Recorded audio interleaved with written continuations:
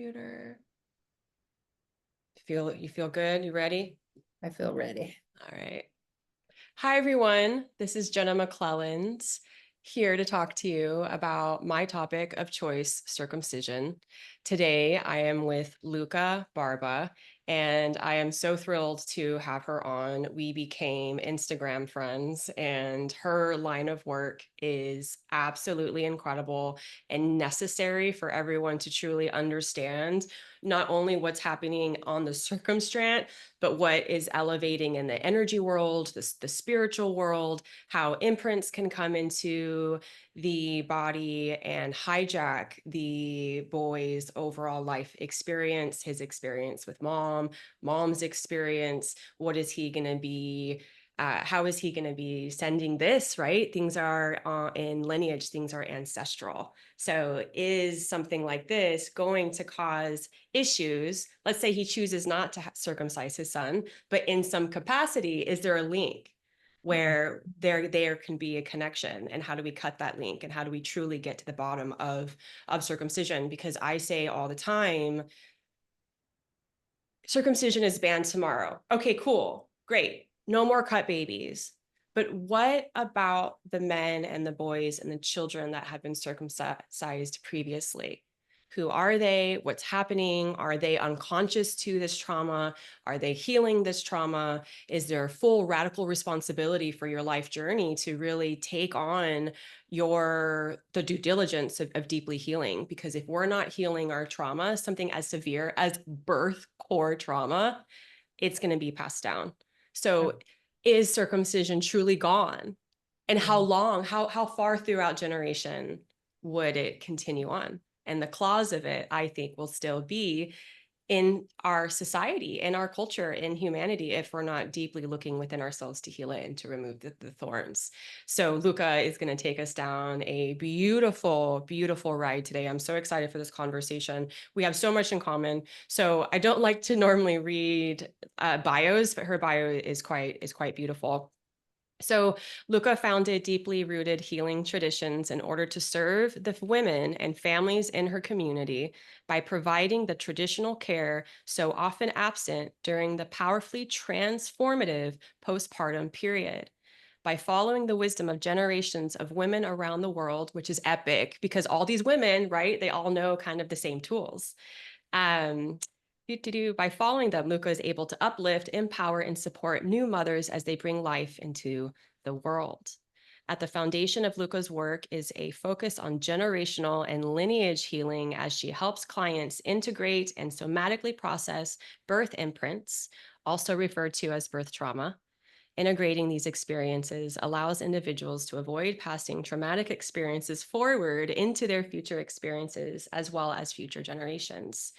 Luka is a biodynamic craniosacral therapist specializing with moms and newborns, holistic tongue-tie specialist, which I think is a whole nother conversation, a certified innate postpartum care provider. She is also works within the practices of belly binding, yoni steaming, which is absolutely incredible, abdominal womb massage, and you are also you're a teacher. You're an educator for the Association of Prenatal and Perinatal Psychology and Health, and a somatic trauma practitioner. The list keeps going. Luka, I'm so happy to have you here. Thank you for joining me and talking to me about this topic. And your passion is what guided me to reach out and be like, I think we can make magic. So I just want to thank you for being here. Thank you for having me. I really appreciate it. Yeah, of course. So with every healing journey or with every, do you refer to yourself as a healer? Okay. Because that's another thing. So in order to steward, to facilitate and share healing modalities and practices, we have to also have an initiation within our own journey, within our own life that kind of sparked that light, that sparked change, and realizing that we are deeply powerful and it is up to us to take ownership and take our power back so that we can live in sovereignty and live beautifully and healthily and call in the life that we want. So did something happen or in your life, like what led you here essentially? Yeah. So interesting enough, before I did this work, I truly believe it's my calling. It's my calling in life. I was in a fast-paced world of the fashion industry. I did marketing, sales. I started two major companies. And so I was really in that for like 15 years. I was at a trade show, and I got this download, this really clear voice came in and said I was done.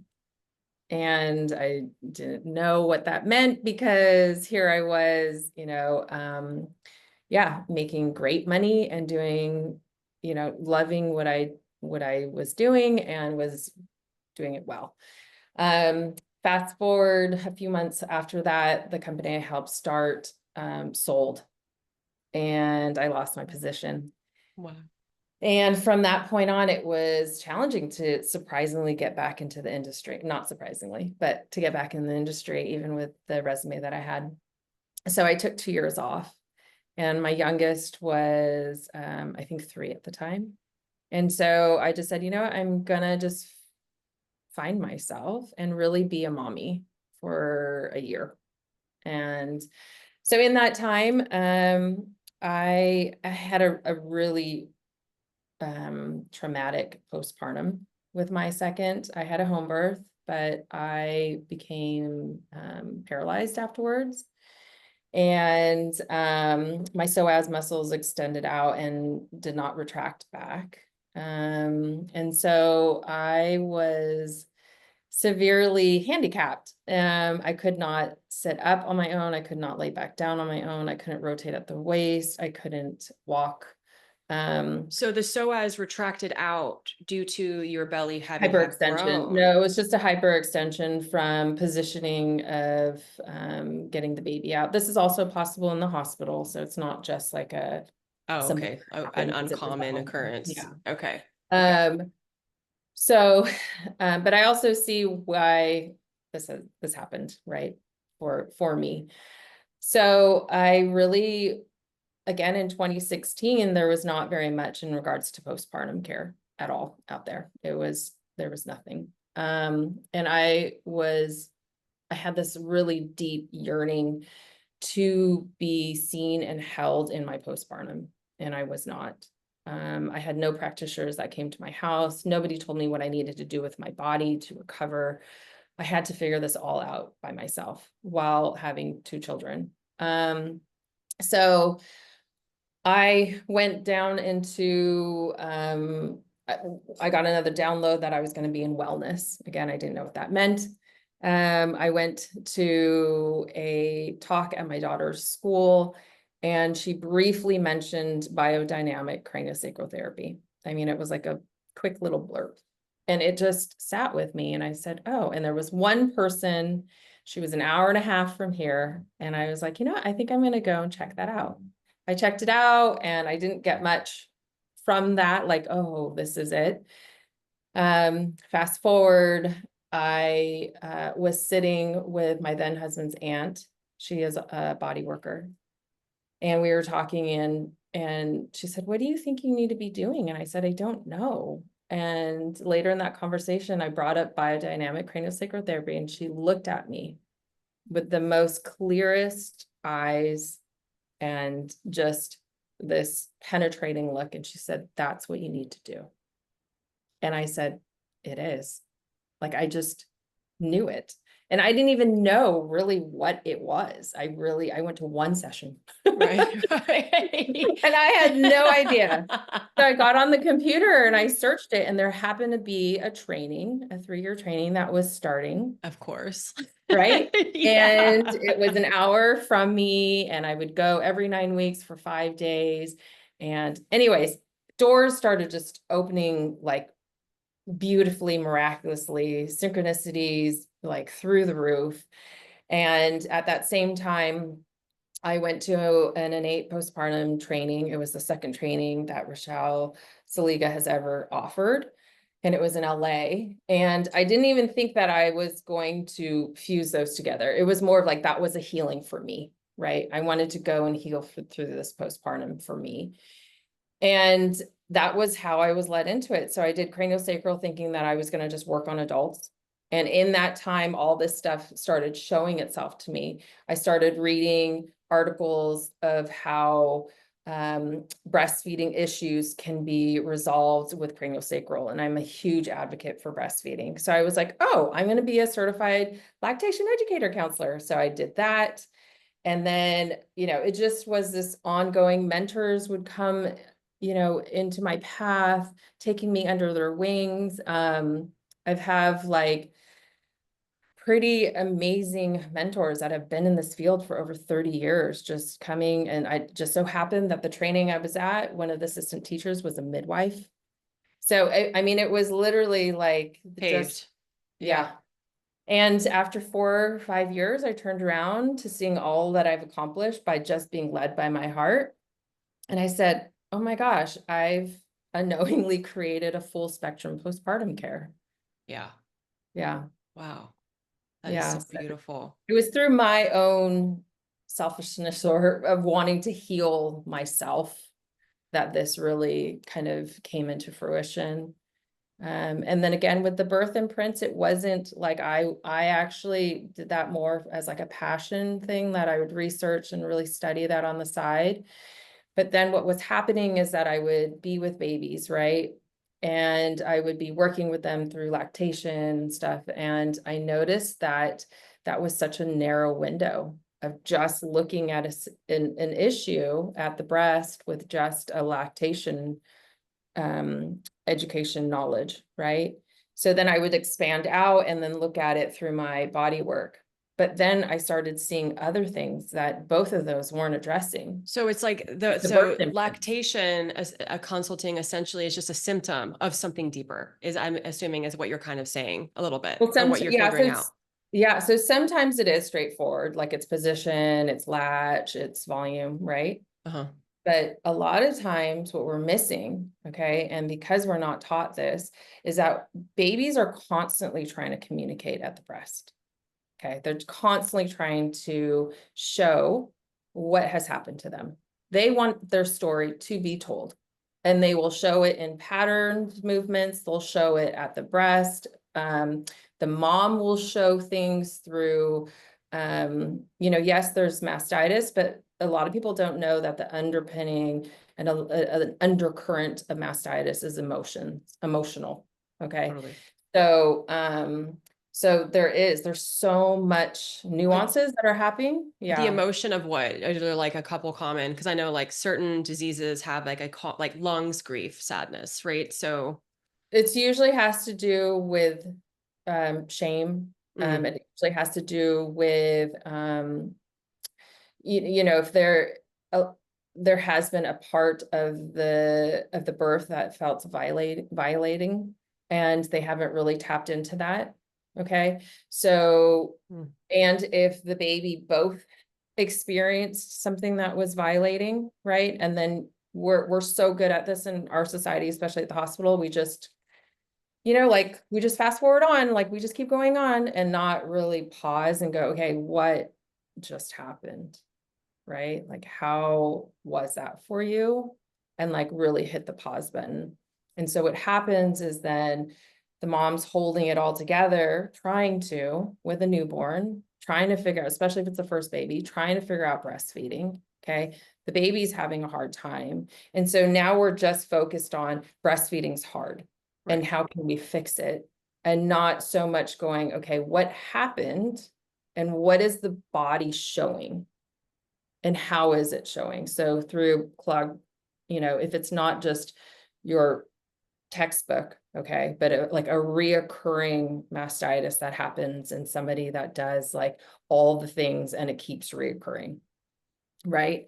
It's like, okay, I did a thing this morning, a mentorship call, and it's like I can easily see when, if I've asked all the right questions from the breastfeeding knowledge point of view, right, and those get answered, I can tell right away when it's an emotional Because if those check out, and then all of a sudden I ask, okay, what happened in the birth process? And more times than not, the mom starts to cry and say, oh my God, this is what happened, right? And I say, well, that's how your body, okay, is trying to get you to reconnect to that, those stagnant and suppressed feelings. Yeah. Would you agree that postpartum depression is just PTSD from their birth experience? Postpartum depression is a symptom. Yeah. It is a symptom.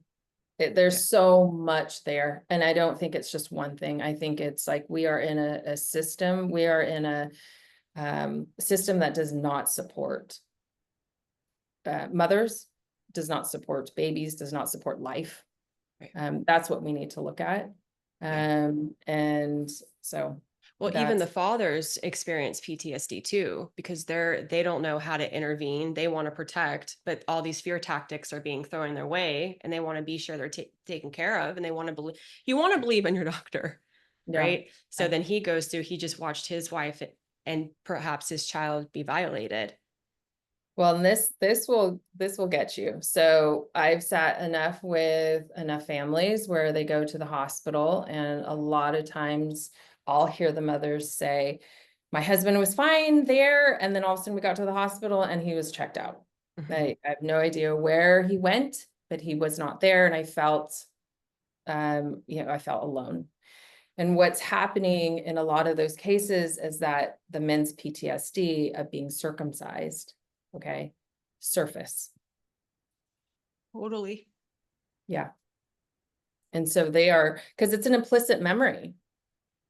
It's an implicit memory because babies are all implicit memory until 18 months, and then we become explicit. So he doesn't even know he's checked out and disassociated, but his body is like, we have been here before, and there's a baby in the room. And so the baby has a frequency. And so his little baby is going to be called Matching forth. it. Yeah.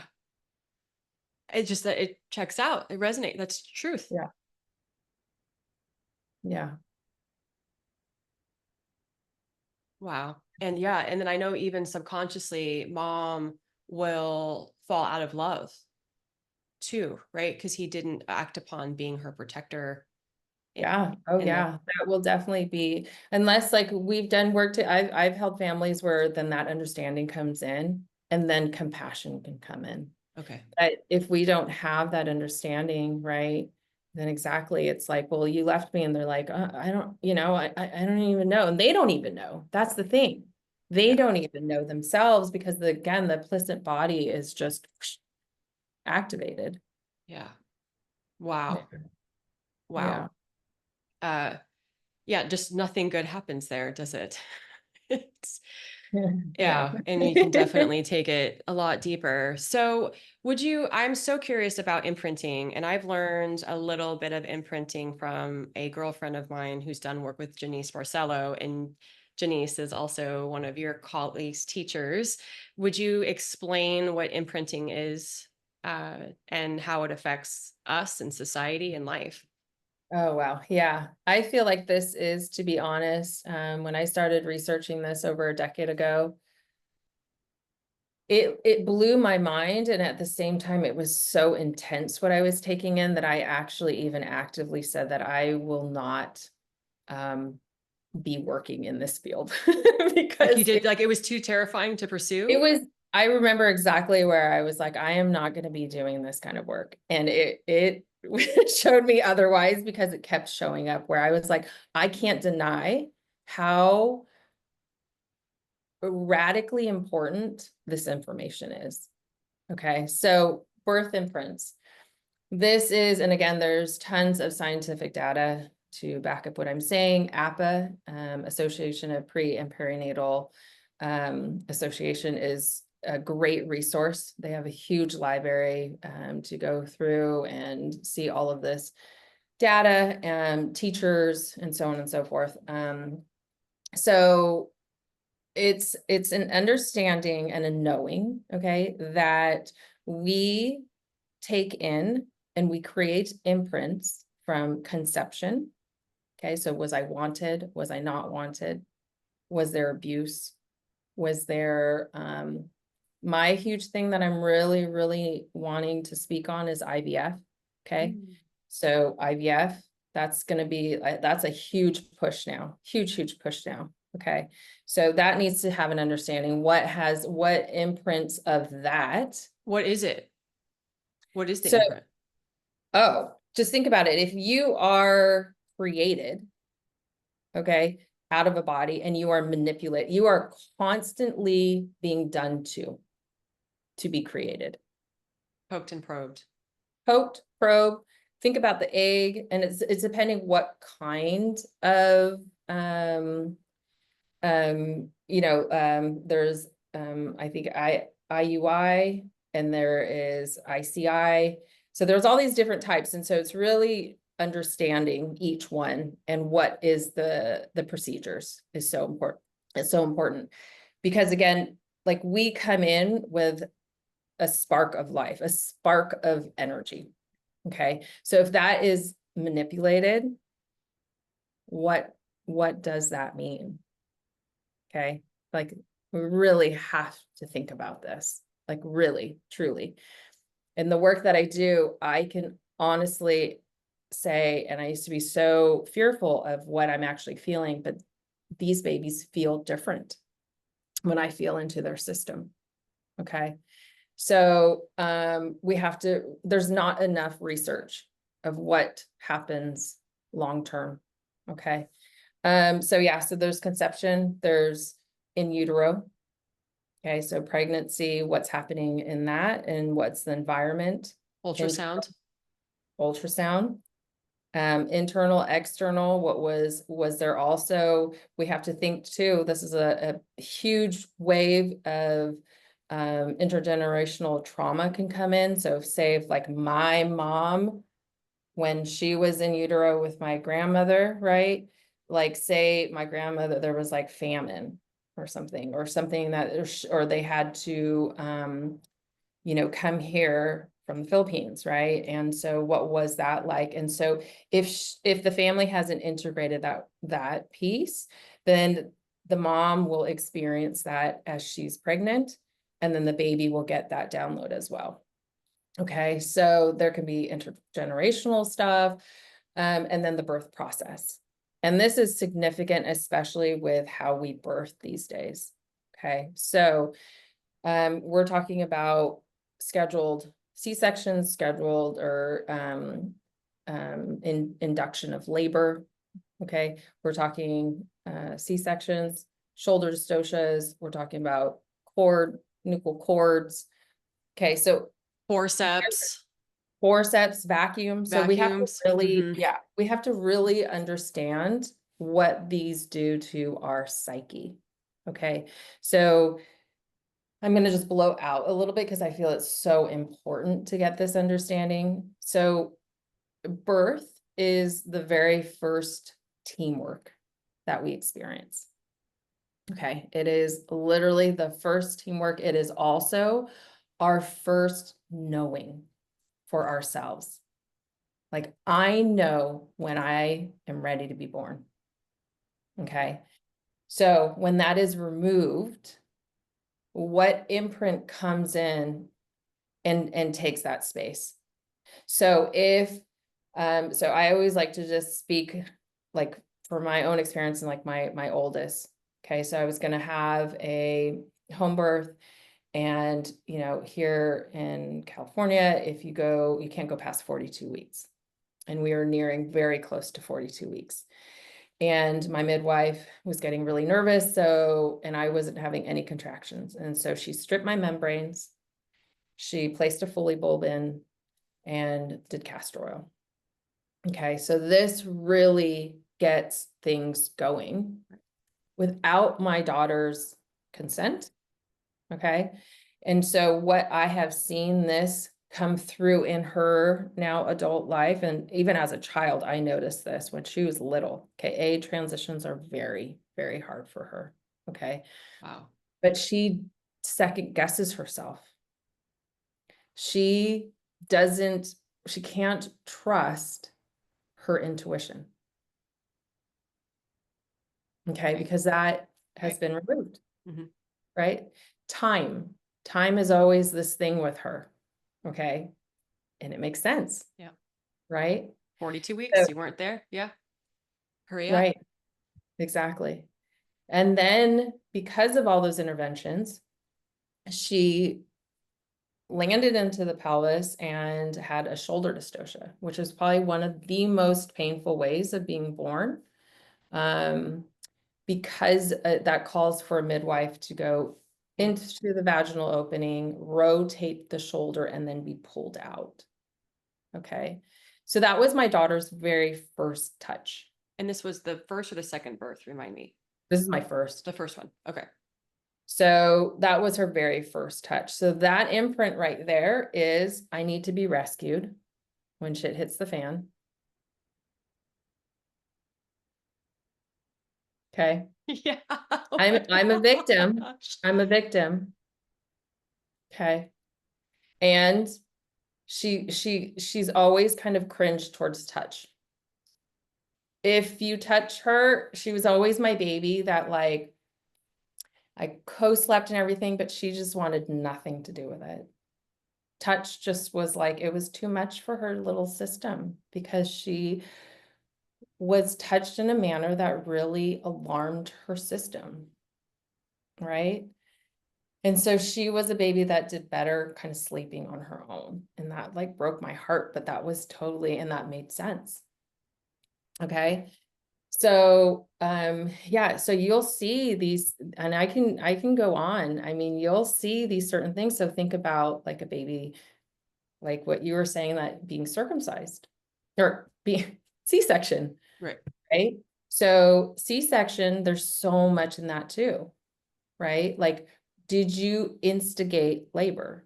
Because there's even a difference there. So if you ended up as a C-section baby, but you were able to instigate labor, right? That's a significant piece because you got to have that interaction with your mother. And that knowing portion kind of stuff. That knowing portion is significant.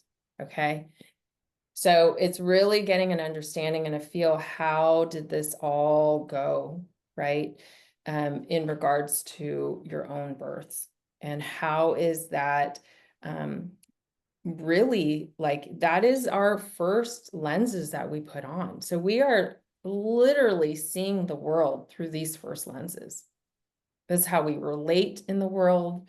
That's how we show up in the world. Yeah. Wild. And then follow through then with postpartum, right? So when I say that, it's like, how was it being greeted into the space? Was it loud and chaotic? Were you whisked away to the NICU, right? So there could be then abandonment stuff going there, right? The sounds, alarms, fluorescence, it's cold. Yep. Yeah. All the things. Were you deep You're being suctioned? mm-hmm. All the Mm-hmm. things, right? Were you vigorously rubbed, or were you left alone? Was it peaceful and quiet, right? And you were brought in by singing and soft voices and candlelight, right? Because those are also imprints. Yeah. So it is so, Self-worth to me, confidence, right? Like I'm worthy to be here. I was brought in with beauty. So yes, there's an allowance, what I'm picking up on, like an allowance for the intuition to sharpen. There's an allowance for self to develop without judgment, because there was just this open grace, almost just like that experience I can imagine when in heaven, right? It's just unconditional love. It's just omnipresent. So coming into that same energy within a new dimensional density, it's going to be extremely supportive for the integration, for the transition into human life. yeah. Yeah. And what you're saying is spot on. And think about this. I think out of anything, when I hold these babies, what's the number one kind of main thing is like being able to come into form with like safety and trust. Right. Because I know that seems so, but in this whole process, that is the number one thing that gets removed. Well, how do you heal? Safety and trust. Safety, always. I mean, in somatics, Yeah. safety. Yeah. Yeah. So for your first breath or your first, awareness of self is that I'm not safe, right? And nobody's here to protect me. That's a really hard place to kind of come from underneath. And would you say what percentage, you may not even know this number, but I'm just curious, the percentage of babies that come in with fear at the hospital? 100%? Oh, oh, I don't know how not, to be Yeah. honest. Yeah. And it's, Same. of course, like it's different levels, right, Hmm. of overwhelm, of trauma in the body. I'm always like really surprised when I get these rare clients that come in and they tell me their hospital birth, and I'm like, wow, you had so many angels around you. Like, this Yeah. You isn't were your protected. typical hospital birth. And wow, this is amazing, Yeah. right? Um, Majority of my practice is home birth. So I do again see such a stark difference in that.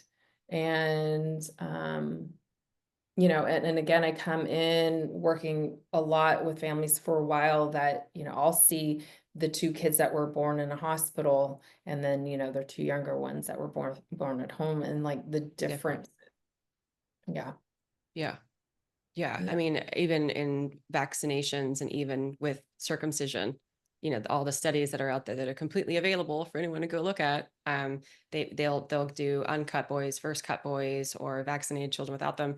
Their performance at school, their development, they're confident. And I mean, it just kind of goes, they never go to the doctor, like they behave well. And you don't want to kind of put on you must behave, but they're still like they're whole. There hasn't been any interference within this beautifully designed body Yeah. body Yeah. so you're allowing for that higher consciousness to form, truly. Yeah. Yeah. Yeah. Wow. Absolutely. Yeah. Wow. There's not all these like roadblocks getting in the way for you to, Yeah. right? Right. Right. And a lot of them become unconscious. So it's like roadblocks with, like explosives. Like, Yeah. it's yeah. Yeah. Yeah. Yeah. I am in the compartment of it's all intentional. Yeah. It really is. So earlier you were talking about imprinting, which it's already extremely complex because this is right when the light sparks, right when consciousness arrives and sperm meets the egg. So we have, are you wanted? Do you know, what's going on? Is there abuse? Maybe there's not, but there's still a lot of doctor's visits. There's still a lot of uncertainty. Your own imprinting is coming in, and then that's warping itself around baby. Yeah. And then you said when you come in with that and then circumcision happens, could you kind of explain a little bit how that gets even worse, Yeah. essentially? Yeah. It's almost like a compoundment, right? It's almost like the steel. So if there's been all of this um embedded kind of foundational imprints, right? And then you kind of seal it with a circumcision. It kind of like, it kind of brings everything deeper into the body is what I sense and feel. Again, working with babies somatically through craniosacral therapy, it's definitely layered. And I notice when I work with them, um, I can traverse quite a bit through the birth space with them, like so C-section, if there was shoulder dystocia, if there was, cord, severely wrapped cord around the neck. More times than not, it's interesting when circumcision comes up for me to work with them. There's a lot of complete like disassociation. It's almost like a wall kind of comes up.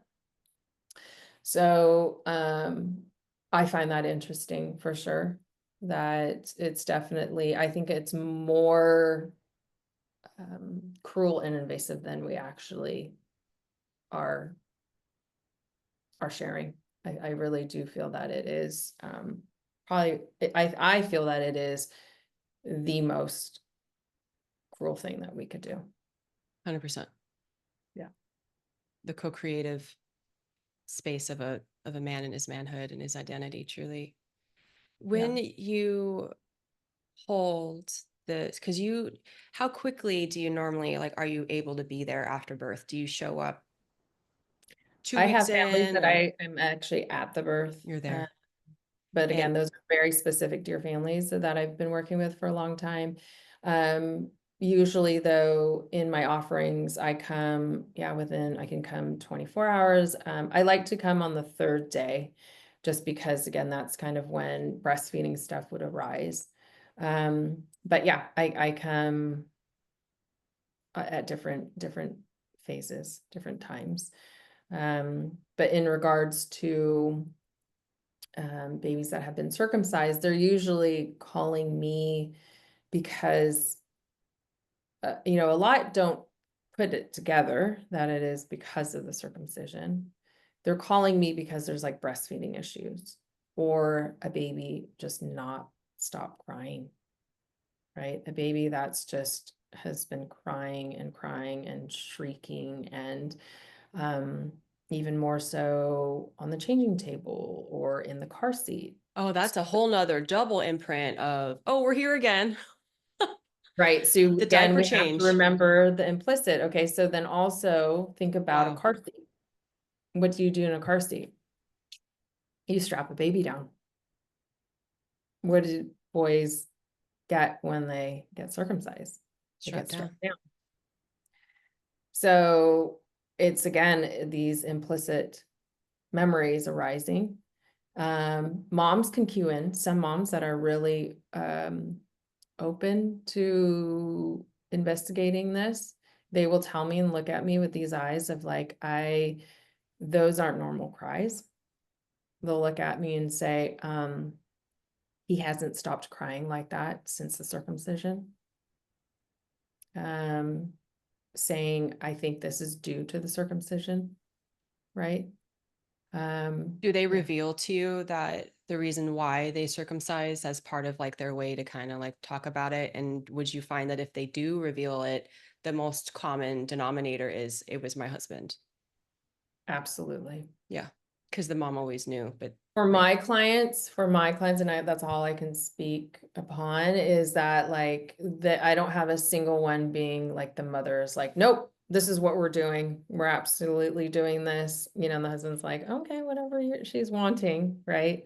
I did have recently where this baby was had to be um had a home birth and then had to go to the hospital due to some respiratory stuff, was in there for like 4 days, came out, and then we had a session, I think 2 days after they came back home. And she said, um, oh, I need to change my appointment because I'm actually going to get him circumcised on Friday. And I just said, wait, like, no, you're not. I just was like, he just came back from being in the hospital for 5 days. Like she was telling me all the things that they were doing to him and all that stuff. And I was like, just give him like a moment to recover just from that. And it was actually the husband who actually said to her, like, I think he needs to like just get his bearings before, like, why are you rushing this? And she was like, I just want to get everything done with.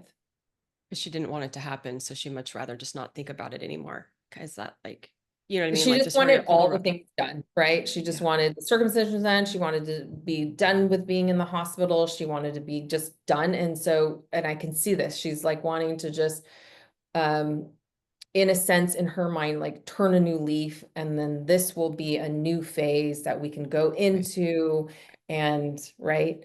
And not have this like, okay, we're in the hospital and now we have to go. And then are we going to circumcise? And yeah. So that was like one of my onlys where it was the husband that was like, put the brakes Slow it on. down. Yeah. Yeah. What do you think is causing women to not harness their authority to share and advocate and fight. I think there's going to need to be a fight. What do you think is preventing them from choosing not to and saying something to their husbands and being truthful? Well, I really do feel that it goes back into already giving up our power, right? Giving back to the men in the white coats that we don't know, about our bodies, and that somebody else needs to tell us what to do and how to do it. Um, and so I feel like that just gets covered with it. I do also feel that there is a pleasing aspect that surfaces. Um, and Wow. then the sense to not fully, yeah, stand in their own truth. Um, that was never promoted, as a child, and definitely not in with your husband, right? Not feeling, um, yeah, maybe like I know for even myself with my previous marriage, in my 20s, I got pregnant with my first when I was 28. And I was even in that frame of mind, like, I don't have a penis. You can make that decision, right? Who am I to say? Thank God we had a girl, but I fell into that whole thing myself. And to be totally honest, so I was born and raised in California, and I moved to Europe for a short period of time in my 20s. And it wasn't until I lived in Europe that it came to my awareness that we were the only nation that circumcised. Yeah. It blew my mind, Hmm. completely blew my mind. They laugh at us because Yeah. they think it's barbaric and they don't understand. And at that point, and when again in my 20s and seeing porn with all circumcised penis, I had one boyfriend that wasn't, but everyone else was. I had that programming of like, oh no, this is what it's supposed to be. It's them that, right? And so I had to come into this whole thing myself of really understanding. And it was um, these babies that I hold day in and day out afterwards that really showed me the truth of this. Yeah. They're so beautiful and intelligent. And I remember I was telling a friend of mine I interviewed, and it was just like the dichotomy of the baby's not going to remember. The baby is like this, like the baby doesn't know. Let's just strap him down and hurry up and get it done with. When this is the highly, if not more so highly more like intellectual and connected than I am in this moment because I have all this imprinting, I have all this trauma. So, Yeah. and then choosing and allowing them to show and to teach you and to guide you into motherhood and to help you move forward in a path of sovereignty and true the archetype of what motherhood should be and bearing children.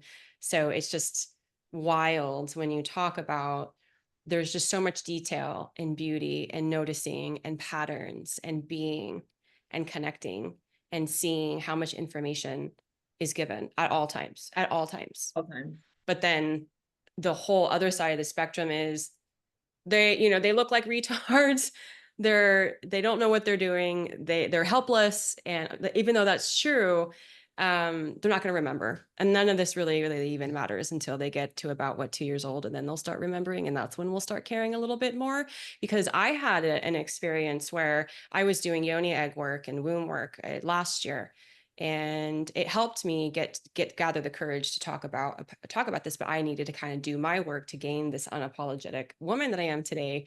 And even the doctor visits after, not only circumcision, but even for girls, like the genital checking that they do in the Mhm. pediatrics offices. I had a memory surface where I remembered my pediatrician pulling down my panties, laying me down on the table with that paper on top, and I can hear all the crunch. And I remember him spreading my labia apart. Even Yeah. that Yeah. is incredibly imprinting, incredibly shameful. Because when else are we going to experience the shame? Everyone's watching you. They're in the Yeah. room with you. Yeah. and, is everything okay? Because maybe something's wrong with you, but here in the most vulnerable space. I know. Yeah. Yeah. So I definitely, I knowing that, and thank you for sharing that. And like, it's so beautiful that you were able to connect to that within yourself. Because then now there can be integration happening with that. But it's so much about presence, right? And so, yes, I know somebody's probably listening to this going, oh my God, I fucked up, or I did this, I did that, or I can't believe this. And this is the beautiful thing, okay, is that it's never too late to heal. Yeah. It's never too late to heal. I have worked with so many families and so many, even like working with adults, integrating their own birth imprints. I've worked with toddlers, I've worked with babies. And so it is so much about how we move through things and how we can really take responsibility and how we can really show up in presence that moves mountains. Yeah. Um, and so like I've held space for mothers who talk to their teenage sons or even adult sons of what they've done, um, and in regards to circumcision, and finding a way for that healing to happen now. And it can. Yeah. Uh, and again, and for the male to have integrative somatic work done with that.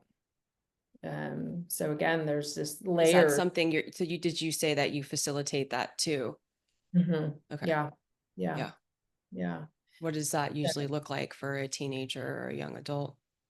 Um, Teenager, it's a little bit, it is more so like I'm just doing cranial work while the Mhm. mom is talking with him, right? Oh, But wow. there's a lot of consent in the sense of like, can Luka be here? There's like, things that we need that I want to talk to you about. It may be, embarrassing, so there's like constant, again, that's why it's like constant consent, constant presence, Mhm. because we have to get a real true understanding that that is what really happened, was like this violation of consent.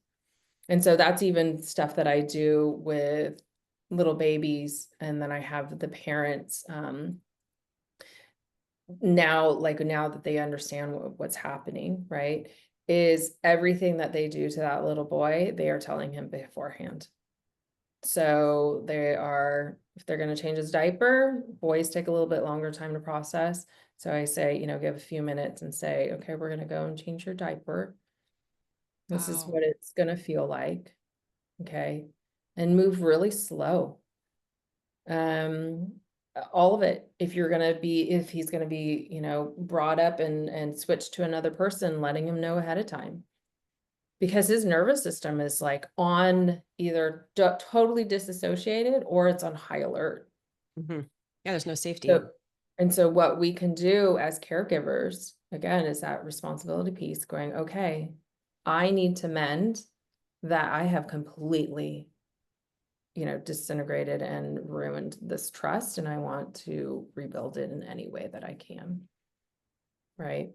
And what healing do you do for her? Because I know we don't know what we know until we know it. And I do Yeah. think in contracts and soul contracts, and this may be something like more advanced thinking, but we all come in with specific contracts with people that are, things are going to unfold in our life in a certain way that are predestined to help us grow and to help us give us the lessons that we need to learn.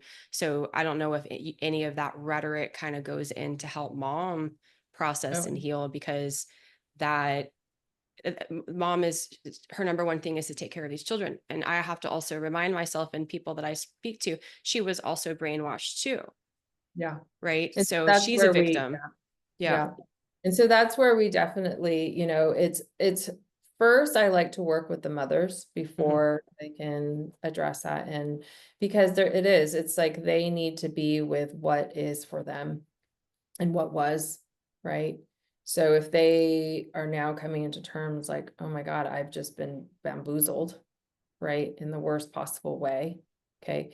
Being with that and being with, what was that? How did the body contort or take in that that experience, you know, when she said, okay, here's my son, right? There's going to be Right. some Right. part of her in her body, right? Not the mind, but in her body that took that experience and like put it somewhere, right? Because she's like, Hmm. oh my. And so it's working with that piece and being able to be with that piece and witness her and where she was at, right? And being able to hold her in that experience and her body, right? So being able for her body to somatically go through that, whatever that emotion was that, you know, got lodged in. Exactly. Yeah. So then that way she can then be able, because in that presence, right, then she can really tune in, connect with the compassion piece, the empathy piece. Then she can really come forth and say, oh my gosh, my son, I have hurt you. Yeah. Yeah. How long does it normally, would it take, or does it take usually on average for moms to truly recognize, process, heal, and integrate? You know, it's so much about the person, Okay. right? Yeah. Yeah. Oh, right, right. Yeah. I mean, there's moms that are like, you can tell, like they're in it and they, you know, like they came, they came to earth, like wanting to up level, like they are like, okay, let's do Let's this. do it. And they will meet me and they will meet it and they are right. And then there's the ones that are like, you know, like they'll come in and then they'll go out and they'll come in, and that's their journey, right, Yeah. in it. So it is so much about, well, and I feel like, do they have the support, Like at right? home after working with you. Yeah. How does the husband or the partner feel about it? Are they totally completely still removed of it and thinking that she's like a nut job, that she even thinks that their baby was harmed, right? Or her parents, his parents, All of brothers, it. sisters. Yeah. And then you have society, right? Mm-hmm. Your So doctor. totally, right? It just takes that perfect little where you've got, you know, the sister-in-law and you got the brother-in-law that's like, you know, and you're up against a wave. And so it's so much about what your own kind of fire is, right? And then you do the next ring and like, okay, what is the family system like? Is there support in that? And then what is society? Yeah. Yeah. Yeah. It's so deep. It's lonely too. It can be very Yeah. lonely. And I think that's why a lot of moms don't touch it, Right. you know? I don't think there's resourcing or support too, because of just already going through all those layers, right? Um, it takes truly for there to be a setup of support going through and breaking up something that is so programmed. And that brings me to my next question. So let's simultaneously, okay, Luka, I cut my son and I really want you to help guide me into healing this. Is there also, okay, well, you also need to look into the birth trauma of like what happened prior to circumcising. Is that kind of part of your protocol? Absolutely. Yeah. Absolutely. Yeah. Yeah. Because that's like significant. Because again, it's like the lead up. Hmm. It's like, those are probably, I have to say, one of Hmm. the hardest things for me, for sure, to see and witness is these like magical home births. Okay. Like magical pregnancy, wanted baby, peaceful, beautiful home birth, and then they get circumcised. Those are the ones that I just like, I wish I can like just come out of my body and be like, no, like I will not allow this. How do you not? How do you hold restraint? You know, I will say what I need to say, but again, it's Uh-huh. Right. You can't not interfere. my position. It's not my journey. Um, there's, you know, I've navigated this spaces so much with families. that again, there's just so much that I can do. And again, there's an aspect where I've got to go, okay, that's their journey. And there's nothing more than other than like literally like kidnapping the baby. Like that I Oh, can, really? you know what I mean? Like yeah. And so There's, what I do in those situations is I really, really work with, because it's, I want to say 100% for myself, the time that it's not the mother that's, pushing that along. And so the mother and I and the baby will do lots of work together. Okay. So we'll do a lot of prepping work. We will talk to baby about what baby's going to experience. She's there with him. Okay. When it's happening, she's praying over him. She's talking to him. She's telling him all the things that are happening. Okay. We are prepping this. So I'm making sure there's no, even though you have a home birth, there can definitely still be imprints. Okay. I'm oh, not trying to absolutely. get Right. across that Yeah. like You're all not home free births from are it fully. magical and free from it. So again, I would still look into these places, see if there's anything, because we want there to be like very minimal, right? Overwhelm in the system. So that way we're having baby go at the most, if anything, right? I guess a resourced way possible, right? So, and then as soon as they come home, usually takes like, usually that first day, they're sleeping quite a bit. And it's not until like third day. That's always what I tend to see, is the third day when things really kind of surface. Baby's starting to feel the pain. So I talk with baby about the pain. I talk to even baby before, like, you're going to start to feel this. I can understand if you are feeling and needing to have gone out of your body. Okay. I will talk to them in that ways. I will say, when you're ready, we are here. Yeah, it's again so much about being present and being this like steady ground where that baby can be as much possible seen and heard and witnessed. Yeah. Wow. How do you heal from that? What do you do? I've done a lot of work of really being able to not take any of this on, right? Like, in so many ways, but also work daily on what is mine and what is theirs, even to the extent of um feeling my own felt senses, right? So what is, I can differentiate, right? And I feel like that's so important and huge in being able to go, okay, I I am with them in this, right? I hold the space with them in this, but I'm not a container to, Right.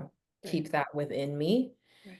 And then I know my own birth imprints. And so I just like finished a course where it's so important, okay, to know what your own birth imprints are, especially if you're a practitioner, especially if you're a birth worker, because those are going to get activated in these spaces.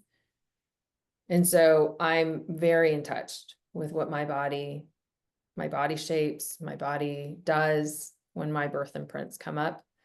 And so that way I can go, okay, that's mine. And I'm going to put this on the back burner and get back to that when I can have the space and time. But right now I'm here and I can fully be in, right, in what's experiencing and happening now in front of me. That Yeah. is the awareness, being able to compartmentalize that.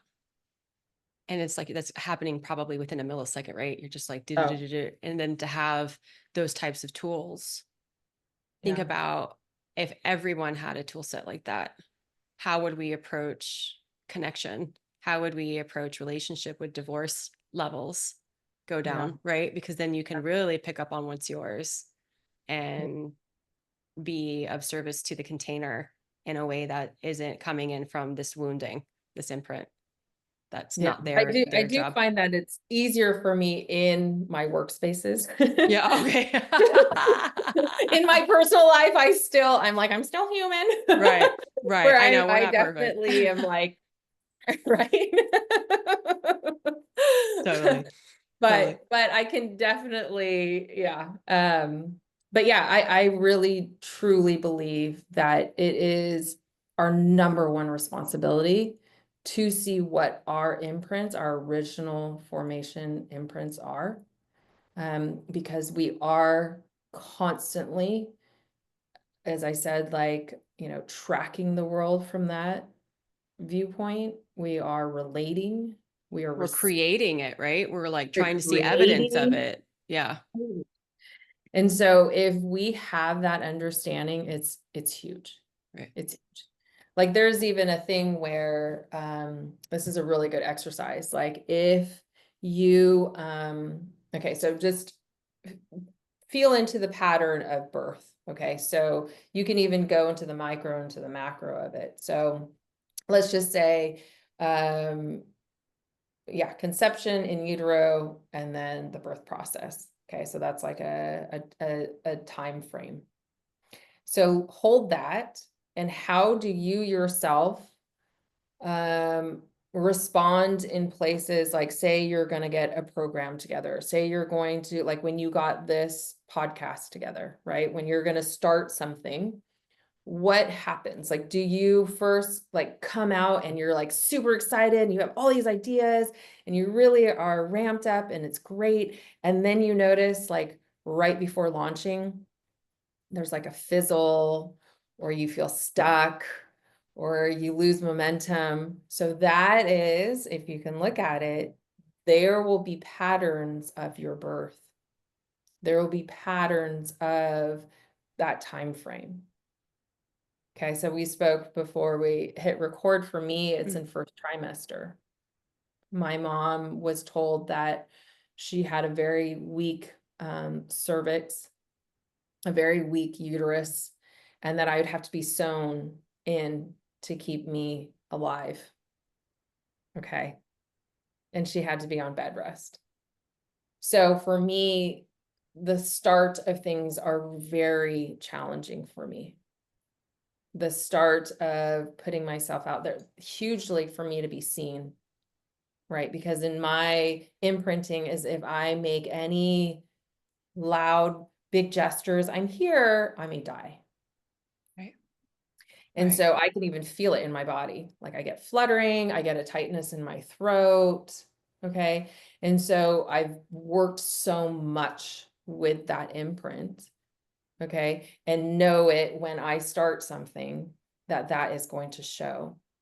And it's going to show stronger in certain places than the other, because like that's just layers of imprinting. Mm-hmm. But yeah. And then there's a little bit for me at the tail end, because I also had a conscious embodiment remembrance of what it was like for me to have my cord cut very quickly. Like even just as I say it now, I can feel it. I can feel this tightness in my throat. I want to like take a really deep breath, and I feel like I can't. And so that that transforms into like at the tail end of things, or like, yeah, it's like really, there's like a little bit of a schism that will happen. And you can even look at it like planning a trip, and then how does the trip go? And then how are you like midpoint of the trip? And then when you have to like end the trip, and Right. then when you come home, that would be like postpartum. What are all Exactly. those emotions and feelings and places that you get stuck, right? Yeah. Yeah, for me, my mom had, I'm the youngest of three, and they were all cesarean.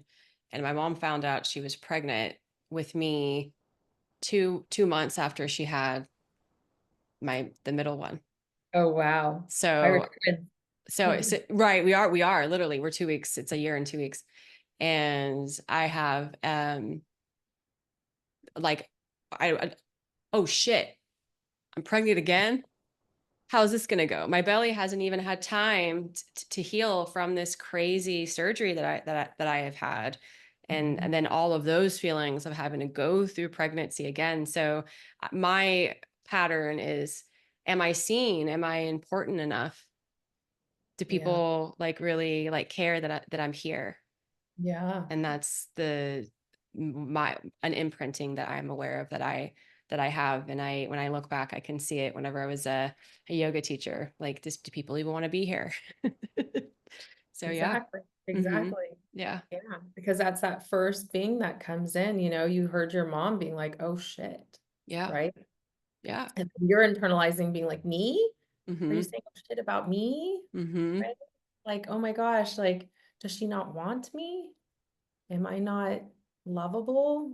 Right. And so all of that comes in, and exactly in that you'll feel it in those little first parts of something you're trying to actualize, or something that you're trying to Hmm. significantly move through. Yeah. And in intimate relationships, it's more like the men are more unavailable, like emotionally. Right. Yeah. Yeah. Yeah. Yeah. Yeah. Yeah. Well, I appreciate you so much. I mean, I have so many more questions. We'll have to do this We'll again. have to do a part two. I would absolutely love that. I have still so much I want to ask you, and I know we're short on time. Well, one, do you have I know you kind of just worked with pattern like exercise with us, but do you have any advice for someone who's curious and before they want to really take action on reaching out to you? What would be something that they could do at home? Is there anything easy like that, or is it a little bit more convoluted? I think just doing that, seeing patterns, maybe even writing down and just even witnessing, like start to get really curious and familiar with patterns that you see constantly in your life. Um, I am gonna relaunch my birth imprint course in the fall. Hmm. And I've had so many students just saying like what that has done for them in regards to really being able to see their patterns and imprinting, and how that is constantly showing up in their lives. Yeah, So that's awesome. yeah, I would start there in regards to really just seeing what keeps showing up for you. And then yeah, doing like my 6-week course. Okay. So what's the best way that everyone can find you and On my connect? website is Deeply Rooted Healing. Yeah, so I have all my courses on there. I do Zoom sessions for anybody that's out of Orange County. I also even do the LA area and sometimes into San Diego. So yeah, you can just check me out on my website. And does Um, that have a connection to your Instagram? Can people go to your website and find your Instagram or? I think so. But if not, it's deeply rooted underscore healing traditions on Instagram. And then if you sign up for my newsletter, that's like the number one place that I for sure just like really let people and like just update everyone on my offerings. And yeah. I'll put everything in the show notes, but I just wanted you to have an opportunity to share. And one more question. Yeah. If you had one book to recommend to someone, what is the book? You can give me two if it's too hard. I know it's a difficult question. Um, oh gosh. I know. I know. It's Never Too Late by Mia. Oh my gosh, I'm drawing a blank. It starts with a K. Um, I'll find it and put okay. it down. It's Yeah. Never Too Late. And then God, I'm drawing a blank, but I can see it. I'm gonna send it to you because I Okay. do want people to know these two books. Yeah. Um, and sorry, I've been on the screen since this morning, so Oh my I'm a gosh. little, but no, I definitely want people to know these two books for sure. Okay. Okay. Awesome. Luka, thank you. It was so nice to You're talk to you. welcome. And until next time. Definitely. Until next Thank time. you. Thank you.